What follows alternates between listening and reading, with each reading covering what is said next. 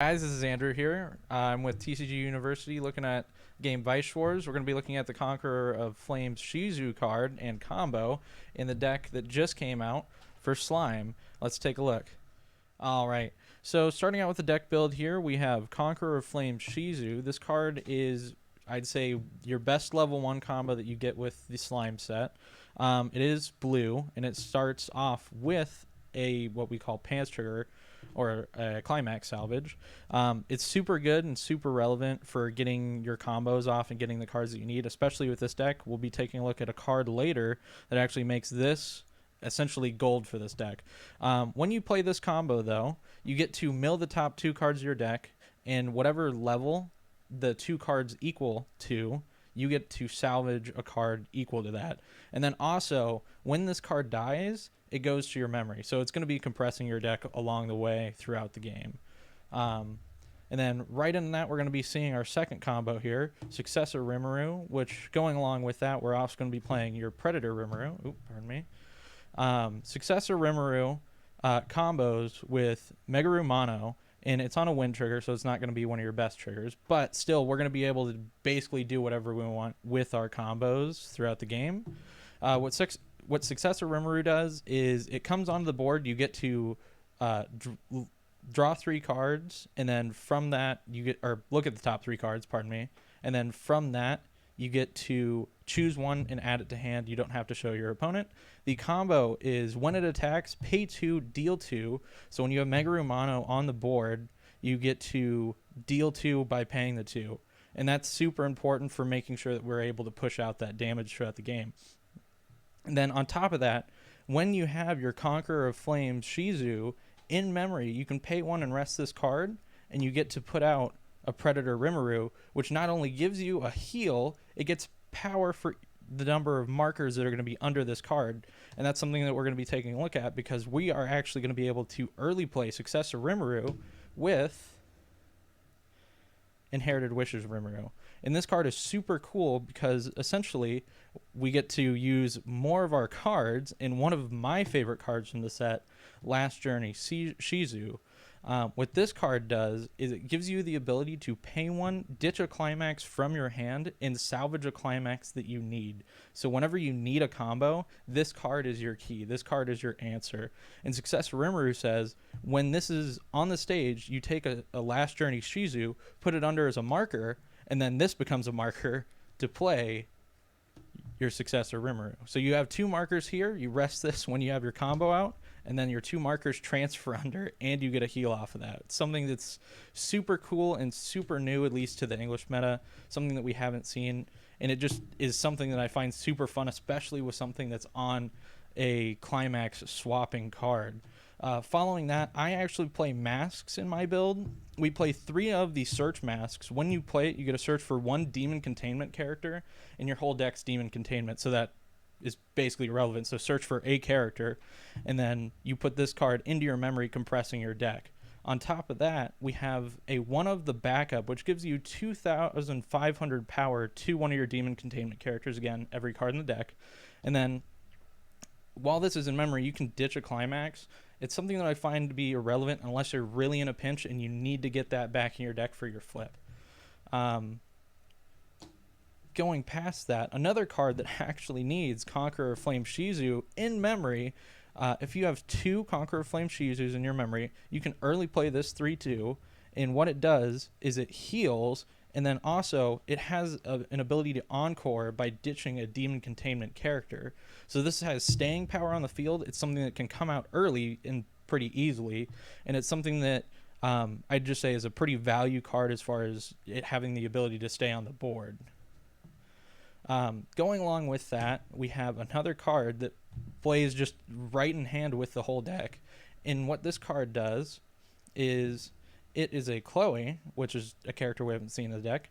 And she says when it's placed on stage, this card gets 1/5, so that's pretty good. It's 3/5 when you put it out. And then on top of that, you discard a demon containment character, and then you get to pick up a mask from your waiting room, and it gives you the ability to search for what you need when you need it. So it just makes it so your level 1 combo is going to be happening.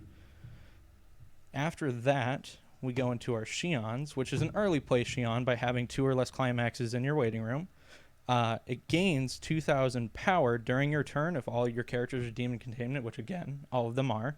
And then after that, has the ability to put 1 card from your hand into the waiting room. And then when you do that and when it's placed, you heal 1 damage from your clock to your stock. So really, this card saying 3/2 is not really being true to itself, because it's a 3/1 if you play it at least correctly, in my opinion, because I would never play that card if you don't have that one unless you want to flex. But you have answers to early plays, which bring us to a card that says all of your level 3s or higher get 2,000 power, and you can rest it to draw ditch. Or you have the card that is the answer to your opponent's early plays, which this card just says play it as a backup and ditch 2 cards. Then you just get to destroy one of the level 3s and put it in their waiting room, which is something that I find super relevant and super good at this time, because everyone's playing early plays. Following that, we have a, pardon my pronunciation, her name is Rimuru. She is a really cool card for helping us with compressing our deck. You can target any any cost 0 or lower card in your waiting room when this card's placed, pay 1 of your stock, and then with doing that, you get to play it on your stage for a turn. And even if it goes reversed at the end of your turn, that card goes back to your memory, not your waiting room, your memory. So this card is compression. It's something that I found as much room as I could in my deck, and that's why we play it as a 3 of, because I want to be able to play that card to say I'm getting my deck to the most compressed point before I pop off at level 3. And making sure that we have enough stock to do that, we have this 1/0 Rimuru. It has the ability to pay 2/1 rest this card. You can heal at level 1, pretty cool. And then following that, you can rest it, put a card from your deck under it as a marker, and then the next turn you rest it again, and that marker goes to your stock. That's something that I also think is really cool. Or pardon me, it's put 1 marker from your waiting room, not the top of your deck, but it's something that's still super relevant in making sure that your deck and you have enough stock to do everything that you need. After that, we have another Rimuru. It's After the Battle Rimuru. This is one of the double R's that I'd say is the most playable card in the set, because it can go in any deck. It has the ability pay 1 on play, clock, or put the top card of your deck into your clock. From that, search for a level 1 or lower from your deck. It's something that every set has. And then it also has another ability, which is put 1 card from your hand when it's placed. You can send one of your opponent's level 0s to the waiting room. I don't think that's as relevant because it's not worth a card in my opinion, but it could be in some situations. If you really need to discard maybe a climax or something like that. I just don't think it's going to be super relevant if you're playing it at level 0. After that, we have another Rimuru. This Rimuru has the ability of, if you have 2 other characters, it gets an additional 1,000 power. And then also, when it dies, you can ditch a card, and then you get to look at top 4, add 1 level 1 or higher card from among them to your hand. So that's something that I think is also pretty relevant. It helps you get through your deck, especially if you don't have a Brainstormer, and it can help you get a Brainstormer, which is what we're going to be looking at next. Now, I play a split Brainstormer lineup. I have 2 of the on-play give a character on your opponent's board minus 500, and then this Brainstormer salvages a character whenever you hit a climax. And then we also have Erin, and she has the ability of when you trigger a climax, give an additional 1,000 power. And then this is actually a Brainstormer that we really haven't seen in the English format. It's when you hit a climax, look at the top 3 cards, add a card, can be a climax, and then put the rest in your waiting room. I think this is something that's super neat, and I really want to see more of because I think it's really good in a lot of decks. And then our final card is a character that we haven't seen, and it's Milim. I'm just going to be honest here, worst girl, but flaming aside, pay 3 when it's placed on stage, stock swap. Something that I think is going to be more and more prevalent the further we go in our meta. And then also it's a suicider. So it's something that you can play, you can choose not to play it, but with this card, I think it gives you the ability in that one of tech that you need for some situations. And with that, that's really the deck. And all right, guys, that is my personal look into the slime deck. I really would be interested to hear what you have to say about it. From what I've been seeing, it's pretty similar to what a lot of people are building.